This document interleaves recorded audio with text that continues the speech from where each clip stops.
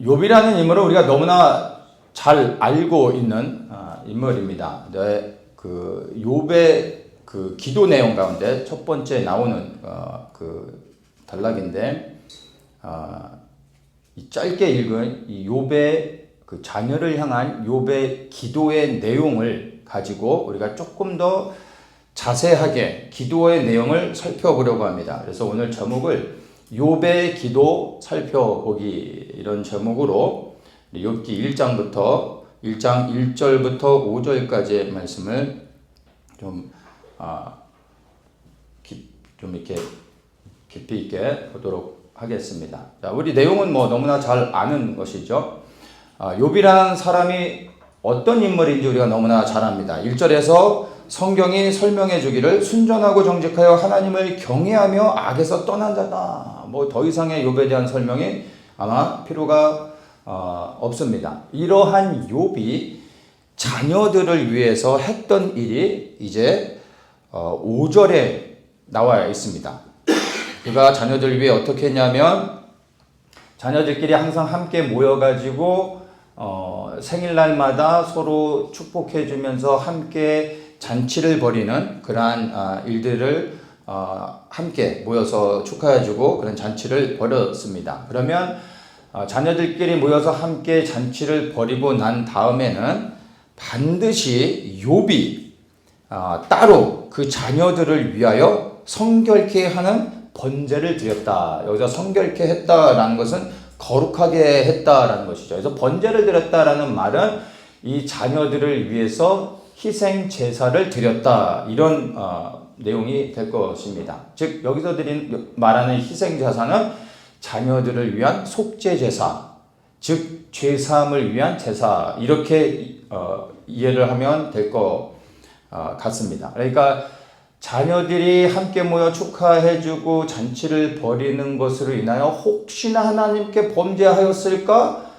아버지가 염려하는 마음으로 그들을 위하여 희생제사를 드려 혹시 그들이 지었을지 모를 죄를 사하는 그러한 일들을 했다라는 것입니다. 자, 그러면 이 기도의 내용 가운데서 첫 번째, 욥이 자녀들을 대신하여 희생제사, 즉 죄사함의 제사를 드렸다라는 것입니다. 그러면 이제 여기서 우리가 질문을 할 수가 있겠죠. 내가 다른 사람의 죄를 대신 회개할 수 있는 것인가? 욥이 그렇게 한 거잖아요. 네. 중요한 부분입니다. 많은 분들이 이 부분에 대해서 보니까 그 질문을 갖고 계시더라고요. 어떤 분은 저에게 또 직접 이 부분에 대해서 궁금증을 가지고 질문하신 분들도 있었고, 또 어떤 분들은 실제로 누군가의 죄를 대신하여 회개하시는 분들도 있으십니다. 예, 아주 중요한 부분입니다. 이 부분을 잘 이해하셔야 됩니다. 이거를 잘못 이해하면 정말로 이단이 되어질 수 있는 것입니다. 사실 천주교의 교리가 그렇죠. 예, 그래서 연옥이라는 그 교리 자체가 사실은 다른 사람의 죄를 대신 회개하는 그런 내용도 되어지는 것입니다. 자, 정확하게 이제 이해를 해야 되는데, 결론을 말씀드리면, 내가 아는 누군가, 다른 사람, 나와 가장 가까운 사람이 할지라도, 내 자녀라 할지라도, 내가 아닌 다른 사람의 죄를 대신하여 회개할 수 없습니다. 여기서 여러분이 명확하게 이해하셔야 되는 것입니다. 어떤 분은 정말로 누군가의 죄를 진심으로 회개하여 죄성을 받을 수 있는 것처럼 착각을 하는데, 절대로 그런 일은 없습니다. 죄를 지은 내 자신이 직접 입의 고백을 통하여 예수 그리스도의 도움을 구하며 죄를 인정하고, 그리고 주님의 도우심을 구하며 입술의 고백을 통해 주님을 영접해야만 되는 것입니다. 그래야지만 죄사함을 받을 수 있습니다. 그렇다면 다른 사람의 죄를 대신 회개할 수 없다고 말했는데, 그러면 욥은 왜 자녀들을 위하여 이러한 속죄의 제물을 드렸던 걸까요? 그것은 욥이 자녀들을 대신하여 죄를 회개했다라는 이 말의 의미를 잘 이해해야 되는데, 이것은 실제로 그랬던 것이 아니라 욥이 하나님 앞에 자신의 자녀들을 대신하여 하나님의, 혹시 그 자녀들이 하나님 앞에 죄를 범죄했을지 모를 그 가정하에 하나님의 은혜를 구하며 나갔던 것입니다. 그래서 우리가 누군가의 죄를 대신하여 진짜 회개할 수 있는 것이 아니라 그 죄를 지은 사람을 대신하여 우리가 하나님 앞에 간절히 기도할 때, 주님의 은혜를 구할 때, 이 죄를 사해 주십시오, 그리고 용서해 주십시오 라고 우리가 간절히 기도할 때 주님이 들으시고 우리의 기도 가운데 응답하셔서 죄를 사해 주시는 것이 아니라 그 죄를 지은 사람이 돌이켜 회개할 수 있는 은혜를 주시는 겁니다.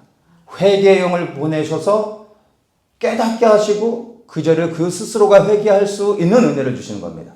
우리가 죄를 깨닫는 것조차도 우리의 의지로 되는 게 아니라 성령님의 은혜가 아니고서는 우리가 스스로 죄인됨을 깨닫고 고백할 수 없습니다. 그래서 우리가 간절히 기도함으로 인하여 주님께서 우리가 기도하는 그 대상을 불쌍히 여겨주시고 기회를 주시는 겁니다.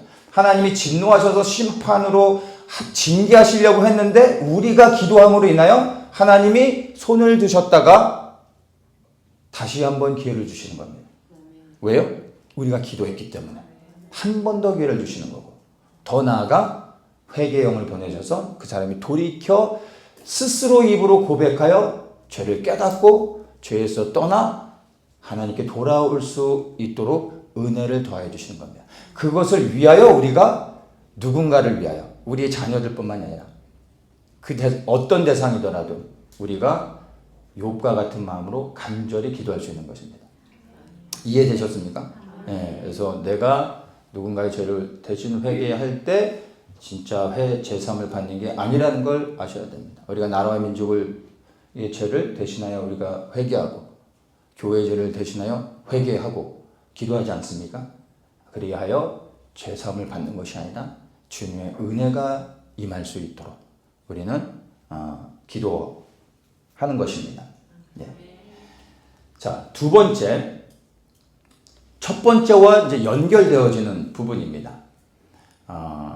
다른 사람을 위하여 우리가 기도할 때, 즉 누군가가 죄를 지었는데 주님의 은혜를 구하며 이 사람을 위하여 우리가 간절히 기도할 때 중요한 것이 뭐냐면 하나님과 중보자와의 관계입니다. 내가 누군가를 위해 간절히 기도할 때 내가 하나님과 어떠한 관계에 있느냐가 너무나 중요한 것입니다. 기도하는 사람이 하나님과 어떠한 친분에 있느냐, 이런 의미로 이해하면 되겠죠. 다 아시는 것처럼 저희 아버지가 경찰 공무원이셨습니다. 그래서 경찰들 사이에서는 하나의 어떤 룰이 있습니다. 경찰들끼리는 교통딱지를 끊지 않습니다. 그래서 교통법규를 위반해서 걸리더라도 경찰이 단속이 되었을 때 수고하십니다. 저는 어디 근무하는 누구입니다. 이러면 아유 수고하십니다 하고 보내줍니다. 이게 엄청난 교통법규 위반이 엄청난 그런 불법도 아니고, 그래서 그런 정도는 가족들이기 때문에 경찰 가족이니까 다 이렇게 허용해주고 보내줍니다. 근데 이게 경찰들끼리만이 아니라 경찰 가족까지도 범위가 확대됩니다. 그래서 저는 이제 젊었을 때 단속에 걸리면 수고하십니다. 저도 경찰 가족입니다. 이러면 누구냐고 물어요. 그러면 저희 아버님이 어디서 근무하십니다. 그러면 예, 수고하십니다 하고 운전 조심하세요 하고, 가족들끼리는 어지간하면 그냥 가족이기 때문에 공감이 되는 거죠. 그래서 보내줍니다. 제가 한 번은 젊었을 때 사이카한테 걸렸는데 딱 이제 면허를 달라고 해서 줬더니 저 이름을 딱 보더니 엄씨네 이러는 거예요. 그래서 제가 사이카 타시는 분은 명찰을 달거든요. 그분의 이름을 봤더니 그분도 엄씨인 거예요. 그랬더니 아유 친척이네 이러면서 운전 조심해 하면서 가라 그러더라고요. 그분이 왜 보내주셨을까? 제가 경찰 가족이라고 얘기하려고 했는데 엄씨기 때문에 엄씨는 본이 하나거든요. 다 친척입니다. 그러니까 친척이라고 진짜 친척이거든요. 그러니까 얼굴은 모르지만 가족이기 때문에 그냥 보내주는 거예요. 이게 공감되는 게 있는 거죠. 예. 제가 하려고 하는 얘기가 뭐냐면은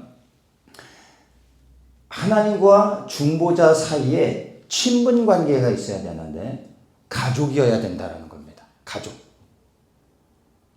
하나님과 내가, 하나님과 중보자가 친밀함에서 가족과 같은. 이해되십니까?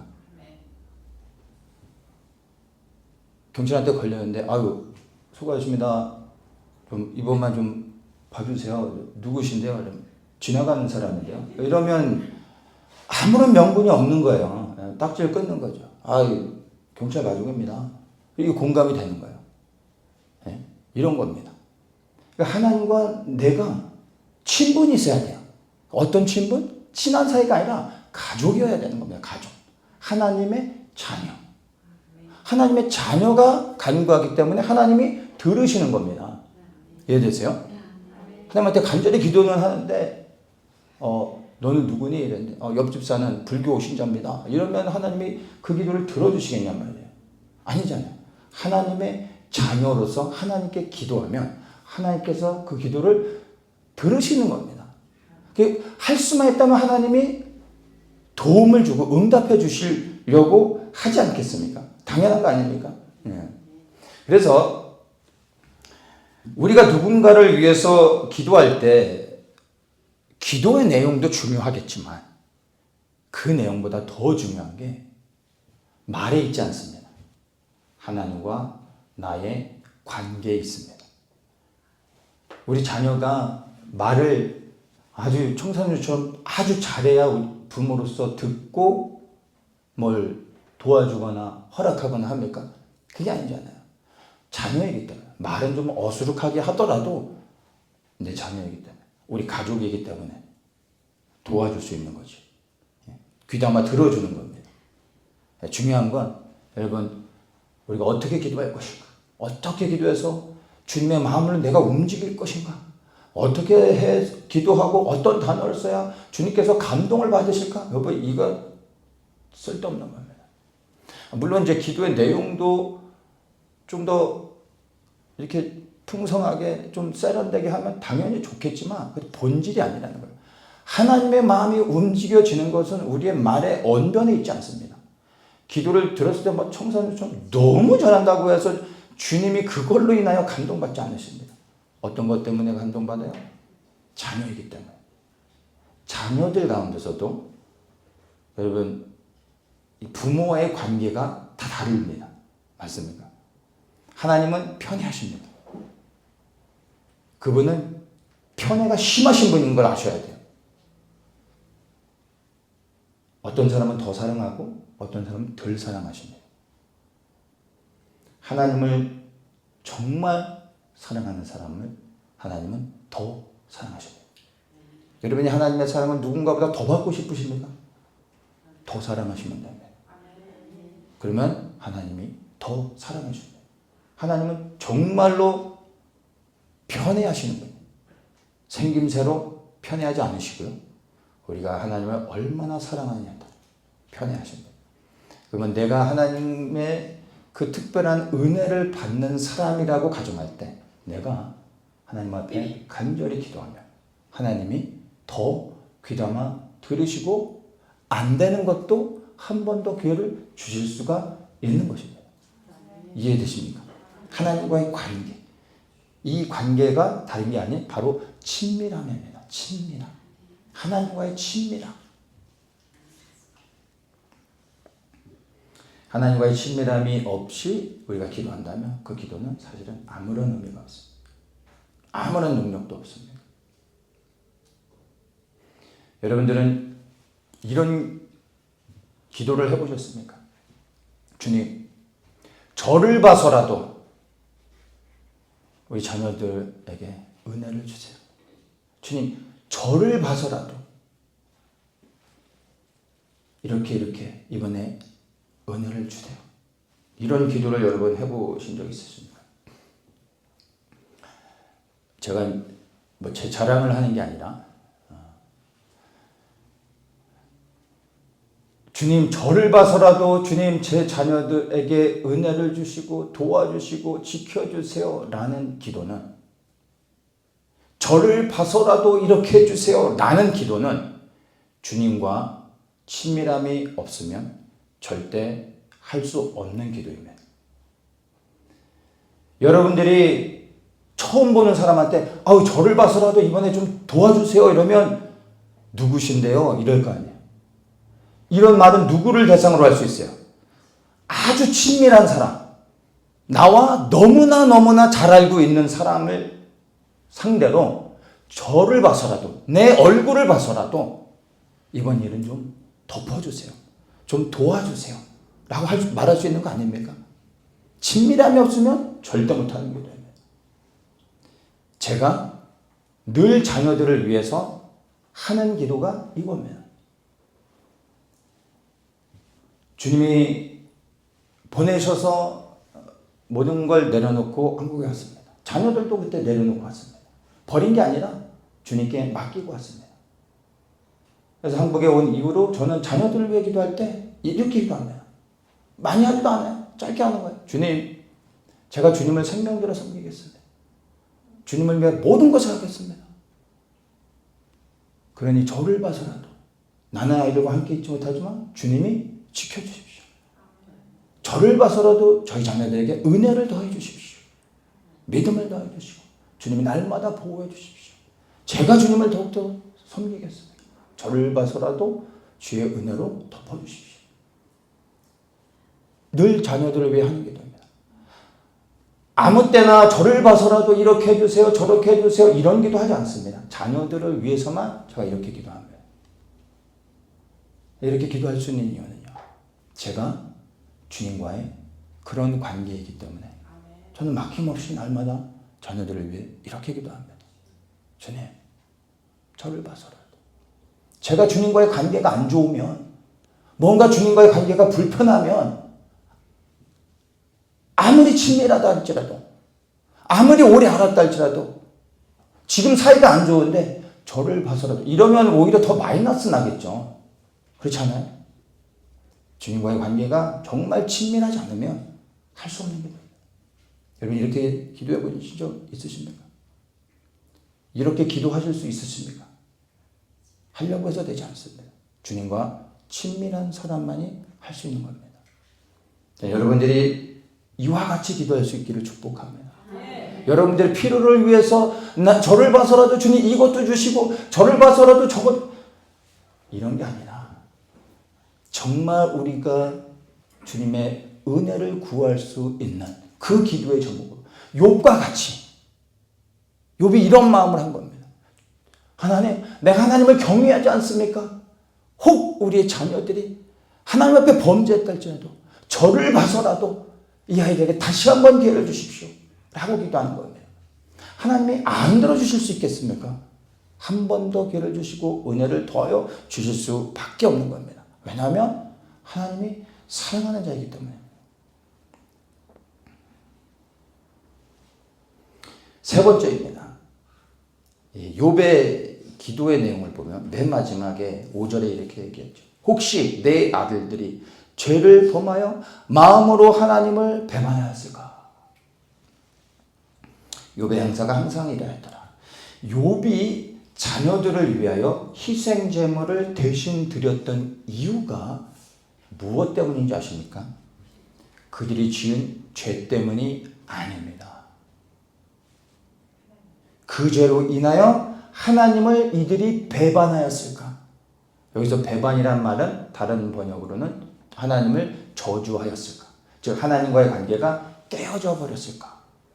염려하여. 그리하여 죄로 인하여 하나님을 이들이 떠났을까? 죄로 인하여 하나님이 이들을 버리셨을까? 그리하여 관계가 깨어져 버렸을까 하는 염려로 인하여 욥이 대신 희생제물을 드렸다라는 겁니다. 우리는 욥이 자녀들을 위해 이런 희생제물을 드린 이유를 죄 때문에, 자녀들이 지은 죄 때문이라고 생각을 합니다. 죄 때문이 아니에요. 죄로 인하여 하나님과의 관계가 깨어졌을까 봐. 이것이 두려워서 하나님 앞에 회개하며 나아갔던 것입니다. 여러분, 죄의 행위는, 죄를 지었다는 것은 행위의 문제입니다. 이해되십니까? 근데 하나님을 배반하였다, 하나님을 저주하였다라는 것은 관계의 문제입니다. 이해되십니까? 단순히 죄를 짓는 것과 하나님을 떠나는 건 완전히 다른 겁니다. 우리가 죄를 짓습니다. 근데 그 죄를 짓는 것 가지고 우리가 하나님을 떠난 겁니까? 아니잖아요. 정말 주목해야 되는 것은요, 죄가 아니라 하나님과의 관계인 겁니다. 율법적인 행위에 묶여있는 사람은 죄를 봅니다. 죄. 그런데 하나님과의 친밀함 안에 있는 사람은 관계를 봅니다. 이거는 어마어마한 차이입니다.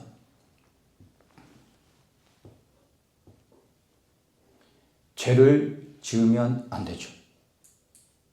왜 안 됩니까? 죄를 지으면 지옥 가니까. 하나님의 형벌을 받으니까. 그래서 죄를 지으면 안 되고 천국 가야 되기 때문에 죄를 멀리 하려고 합니다. 이게 종교입니다. 그래서 지옥 가기 싫어서, 하나님의 심판을 받기 싫어서 죄를 안 지으려고 노력했더니 그렇게 되던가요? 아닙니다. 죄를 어떻게 안 지을 수 있어요? 하나님한테 맞을까 봐 무서워서? 아니요. 하나님을 사랑하면 죄를 멀리하게 됩니다. 율법적 행위에 묶여 있는 사람은 죄를 지면 심판을 받으니까 죄를 지면 안 돼. 죄를 멀리해야 돼.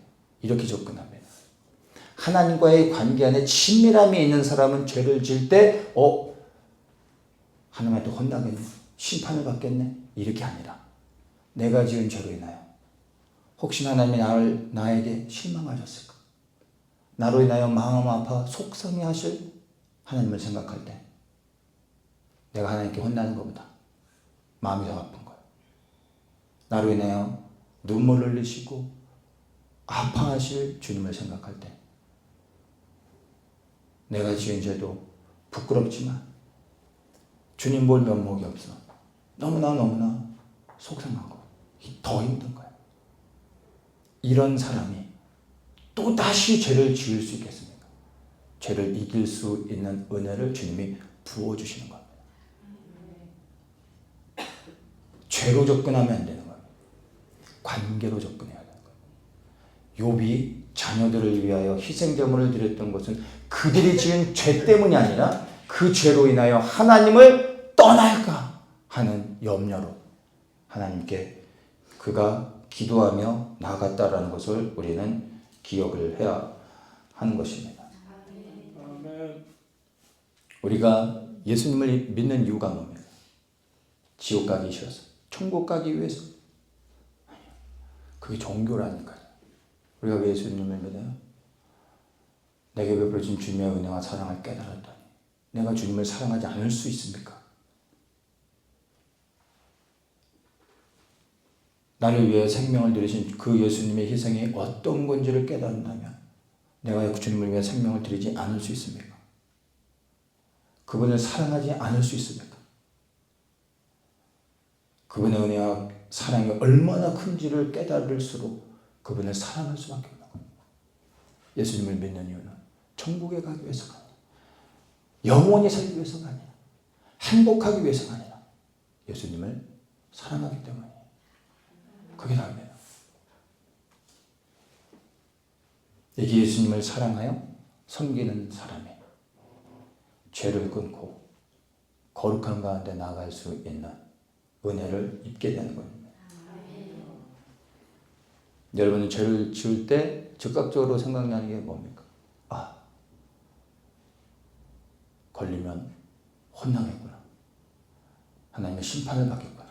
이게 먼저 여러분의 생각 가운데 들어온다면 여러분은 7살 수준의 사람인 겁니다.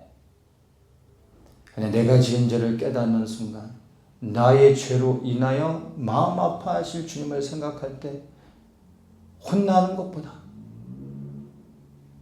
나로 인하여 실망할 주님을 생각했더니 너무나 괴로운 마음이 여러분 안에 든다면 똑같은 죄를 내 앞에서 다시 대면할 때 여러분 그 죄가 너무나 싫어지는 겁니다. 죄가 미워지는 겁니다. 왜요? 내가 예수님을 사랑하기 때문에. 내가 의지를 들여 노력해서 죄를 이기는 것이 아니라 주의 사랑이 내게 부어질 때 죄가 싫어지는 겁니다. 그 어느 날 주님의 사랑이 내 안에 더욱더 깊이 임할 때 죄를 이기는 내 안의 능력을 경험하게 되는 겁니다.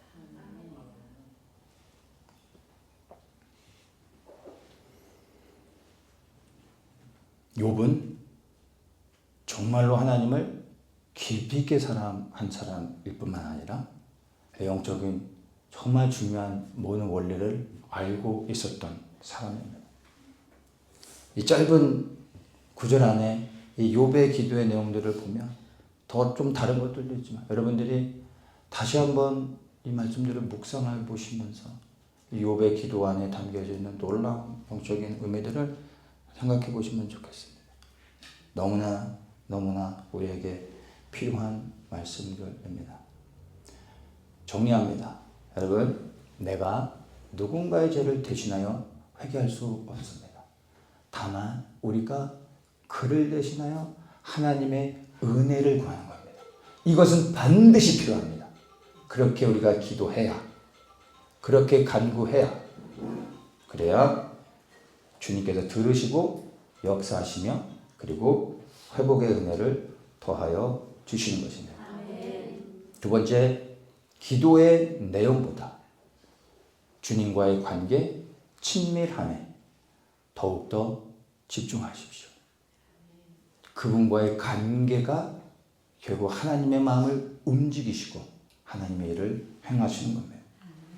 세 번째, 여러분, 죄를 주목하지 마십시오.